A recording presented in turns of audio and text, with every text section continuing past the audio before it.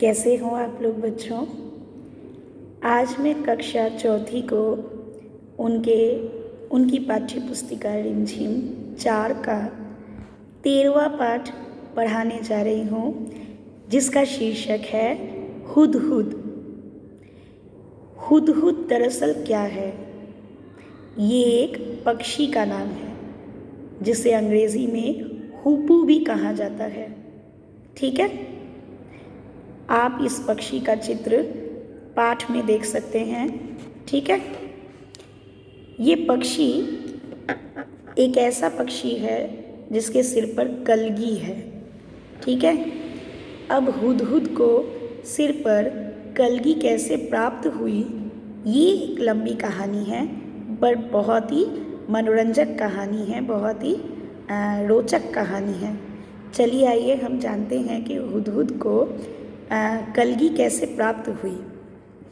तो आइए हम पढ़ते हैं पाठ 13 हुदहुद। तो बच्चों, ये एक लेख है और इस लेख के लेखक का नाम यहाँ अज्ञात है। ठीक है, हुदहुद को कलगी कैसे मिली। ठीक है, एक बार सुलेमान नाम के बादशाह आसमान में या आकाश में उड़ने वाले अपने उड़न खटोले पर बैठकर कहीं जा रहे थे। यानी इस्लाम धर्म के सुलेमान बादशाह जो हैं, ठीक है, वे एक बार क्या कर रहे थे, वे आकाश में अपने उड़न खटोले पर यानी अपने विमान पर बैठकर कहीं जा रहे थे और ये गर्मियों का मौसम था। अब गर्मी के दिन में आकाश में सफ़र करते समय, यात्रा करते समय धूप से वह बहुत परेशान हो रहे थे। अब आकाश में उड़ने वाले जितने भी गिद्ध थे, गिद्ध यानी वल्चर, ठीक है, जिनको बांग्ला में कहते हैं शोकून, तो गिद्ध जो हैं वे आसमान में उड़ने वाले होते हैं, उड़ते हैं। इसीलिए सुलेमान बादशाह ने गिद्धों से कहा कि अपने पंखों से तुम लोग मेरे सिर पर छाया कर दो, पर गिद्धों ने ऐसा करने से साफ इनकार कर दिया, मना कर दिया। गिद्धों ने बहाना बनाया सुलेमान बादशाह के सामने और बहाना बनाते हुए उन्होंने कहा कि हम तो इतने छोटे छोटे से हैं, हमारी गर्दन पर पंख भी नहीं है, यानी हमारी गर्दन तो एकदम यूं ही है बिना पंखों वाली, हम छाया कैसे कर सकते हैं। यानी उन्होंने अपने पंखों से छाया करने से साफ इनकार कर दिया, बहाना बनाकर। अब सुलेमान बादशाह क्या करते, वे उसी तरह से आगे बढ़ गए। कुछ दूर जाने पर अब उनकी भेंट किससे हुई, हुदहुद नाम के पक्षियों से हुई। और हुदहुद पक्षियों के मुखिया वहाँ पर मौजूद थे, यानी कि उन पूरे पक्षियों के उस झुंड का सरगना, मुखिया, प्रमुख। सुलेमान बादशाह ने अब उस मुखिया से बात की, उससे मदद मांगी। तो वो हुदहुदों का बादशाह, हुदहुदों का मुखिया बड़ा चतुर था। उसने फ़ौरन सुलेमान बादशाह की मदद करने के लिए हामी भर दी, यानी हाँ कर दिया। उसने फ़ौरन अपने दल के सभी हुदहुदों को इकट्ठा होने के लिए कहा। जब सब इकट्ठा हो गए तो उसने कहा कि सुलेमान बादशाह के ऊपर छाया कर दो। इससे सुलेमान बादशाह तो बड़े खुश हुए।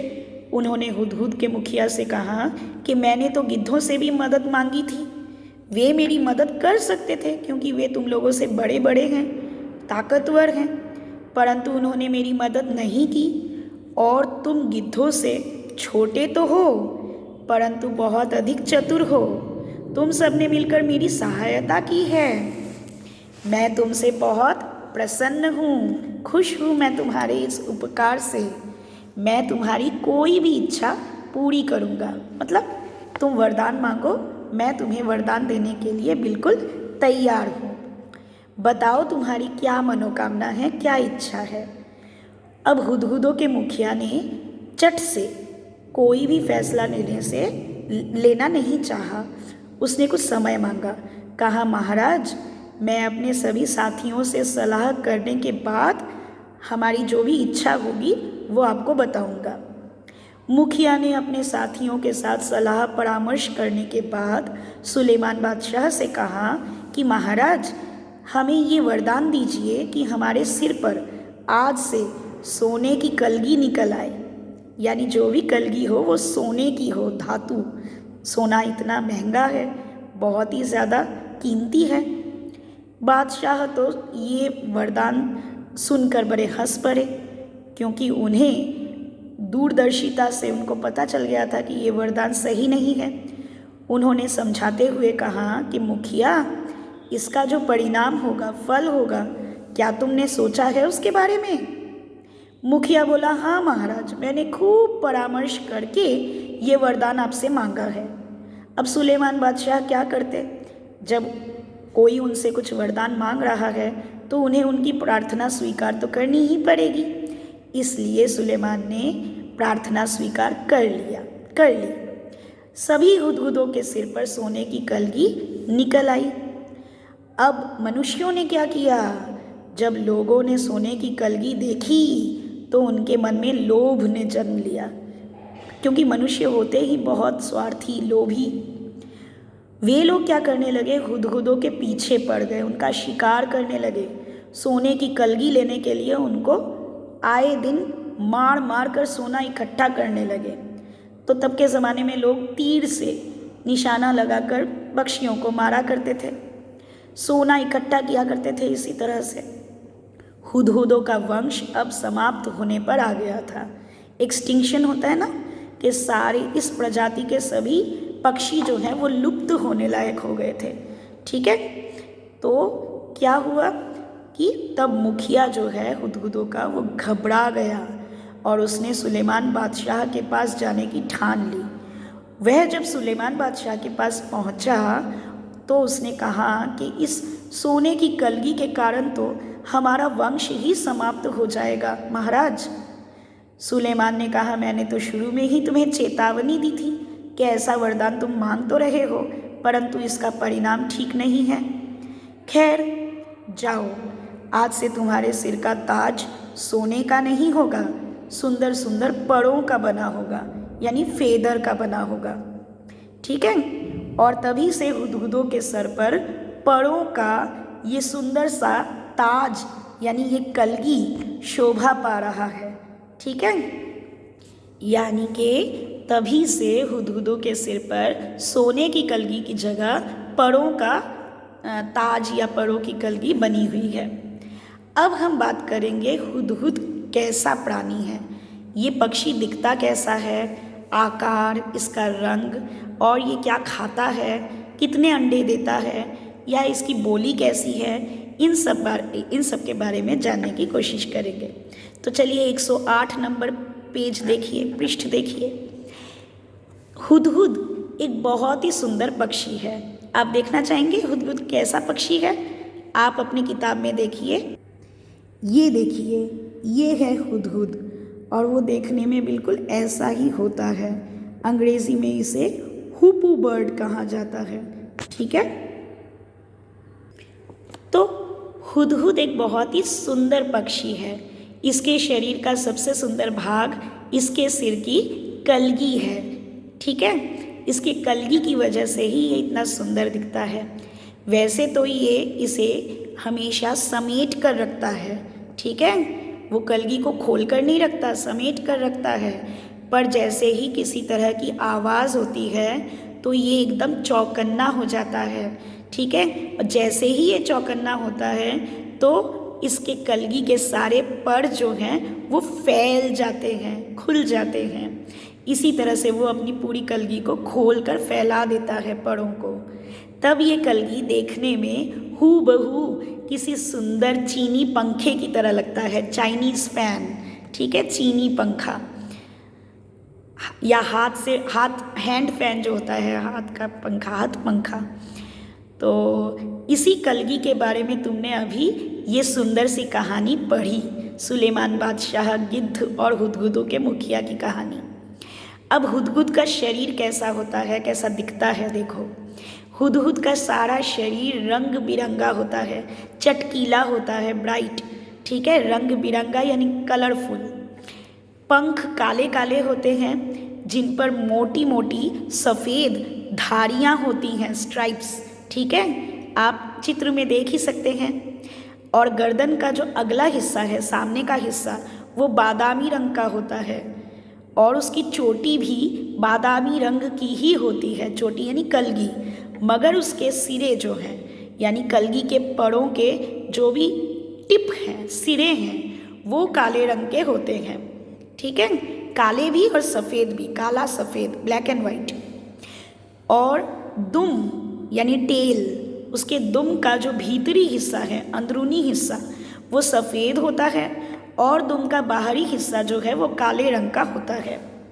उसकी चोंच, अभी आपने चित्र में देखा, उसकी चोंच एकदम पतली सी होती है, नुकीली, तीखी, तीखी यानी नुकीली, लंबी सी होती है। इस चोंच से वो क्या करता है, वो आसानी से ज़मीन के भीतर छिपे हुए कीड़े मकोड़ों को ढूंढ निकालता है, खाता है।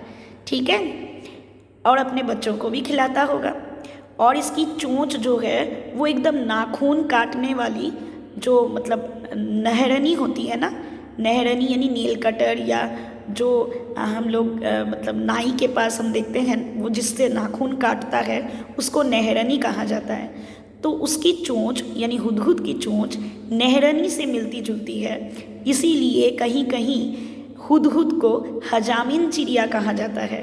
हजामिन यानी नाई का स्त्रीलिंग, हजामत करने वाला या हजामत करने वाली, हजामिन। ठीक है, हजामत यानी शेव वगैरह करने वाला यानी नाई। तो कहीं कहीं पर हुदहुद को हजामिन चिड़िया के नाम से भी पुकारा जाता है। तो हुदहुद जो है हमारे देश यानी हमारे भारत में वहाँ के सभी भागों में प्रायः पाए जाते हैं।